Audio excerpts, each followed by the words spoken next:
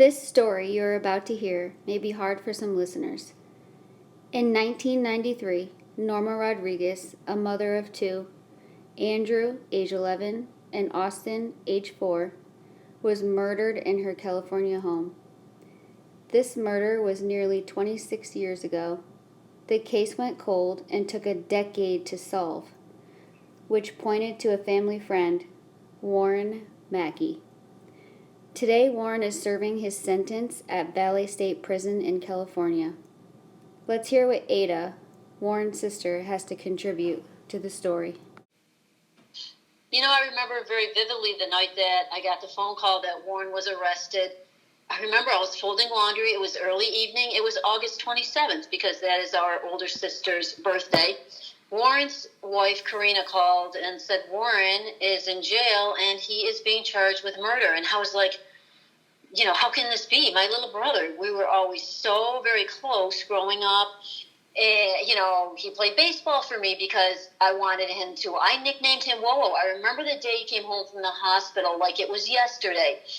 I promised him if he got a hit, I would buy him a hamburger from the food stand at the baseball game. And, we were just always very, very close. So it hit me really hard that he was arrested. And at the time I had my mom who was ill and things like that I was contending with. So, he was there. I remember going to see him once while he was in county jail.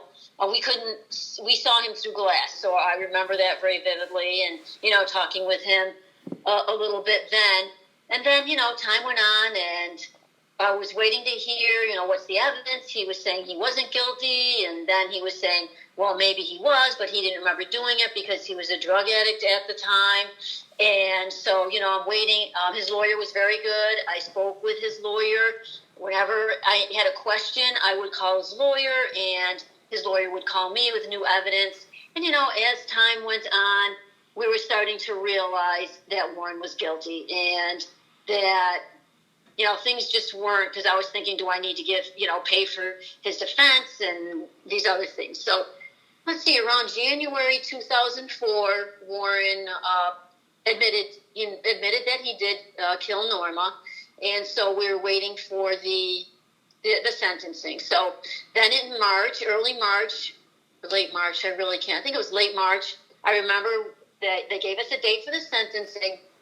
So my wife and I went to California for Warren's sentencing. So we were there. Warren's friend Chris was with us, his wife, and my wife. Those are the people who were in the courtroom for Warren's sentencing. And, before the sentencing, I said to his wife, does he have clothes to wear? Just, so he can come out and, be in regular clothes.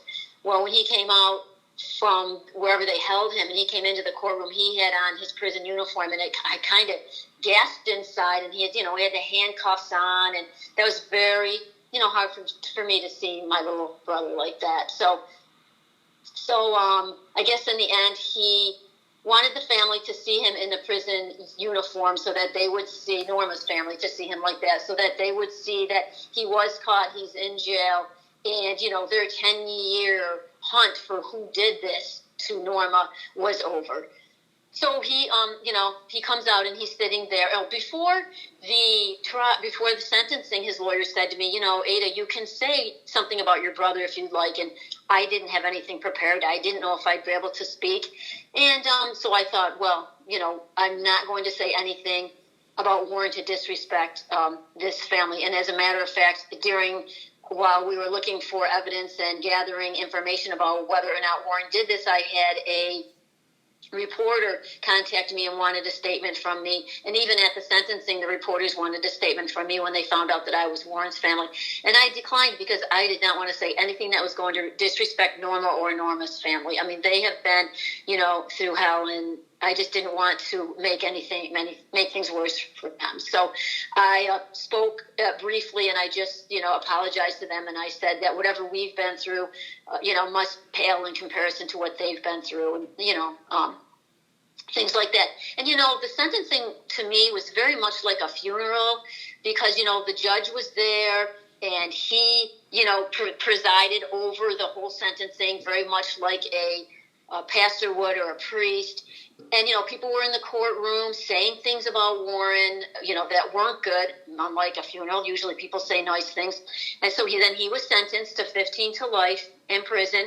And then after that, Chris and my wife and I went out to lunch just like we would for a funeral. Usually there's food served. And then I went back to his house and I picked some things of his that were special to me, or maybe a couple tank tops that he wore when he would come visit me at my camp and things like that, to remember him by. So it feels, very much like in a lot of ways that I've lost my brother, the brother that I knew, and the freedom that we had to talk and see each other and things like that. But you know what? I also feel like I don't have the right to grieve my brother as much as I miss him because of, what this terrible thing that he's done. So I struggle with that a lot, missing him. And then I tell myself I don't have a right to miss him, and I don't have a right to feel sad for myself for, missing my brother.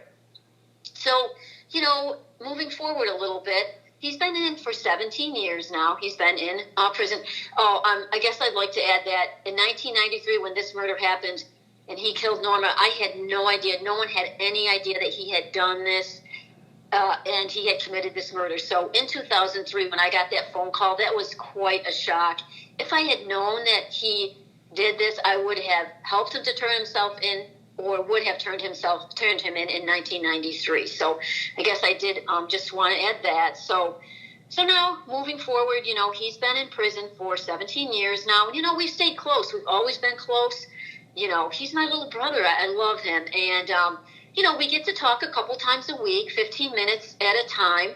We're allowed, unless he's on lockdown or something, and then we can't talk. He always sends me birthday cards, Christmas cards, Easter cards.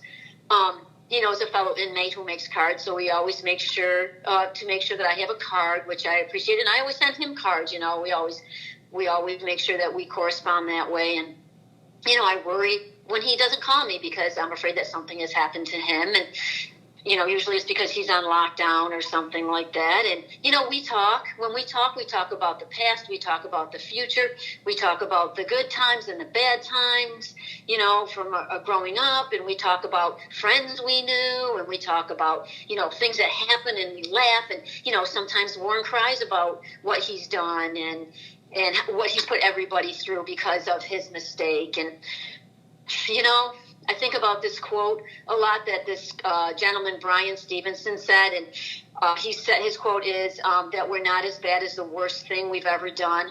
And, I like to believe that about my brother, because before this happened, before the 10 minutes of his life that just changed his whole life, he used to take blankets to the poor, and he was in college, and, he was doing all these awesome things, working, he was married. And so, I like to think that about my brother. Some people ask me if Warren should ever get out. And, I struggle with that on a daily basis, because I think about him every day. I think about the family of that innocent woman that he killed every day, and what they have to go through every day. I can go see Warren. I usually try to go once a year, but, the family, they have to go to a cemetery and look at a stone to visit with Norma. So, I think about that, and I really truly believe that he's where he belongs. Should he ever get out? I don't know. I don't know. And I don't even think that Warren is really convinced that he should ever get out. It's something that we talk about, and it's something that I think about. And on a daily basis, as much as I miss Warren, whatever I've been through, as I said, pales in comparison to Norma's family. I think about Norma's parents and sister and kids and all that they've been through. That's when I kind of come to peace with Warren, is where he belongs and may be there for the rest of his life. And, how do I feel about all of this? I'm really brokenhearted, and sometimes when I talk about it with friends, I get choked up, and I think about this every day, and I say to myself that I have it easy compared to the Rodriguez family, because I can talk to Warren, and, they don't have the luxury of talking to Norma ever again. And, I struggle with the fact that, my little brother that I'm so close to and I love so much is seen as nothing but a murderer to society now. And, that bothers me. And sometimes I daydream that, someday he'll do something great and, clear. It maybe make his name be a little more positive in society. And I don't even know if I have the right to do that. I wish that his story had a happier ending, because it's part of my life now and part of my story. So thanks for listening to my story about this terrible tragedy that's happened. I really appreciate it.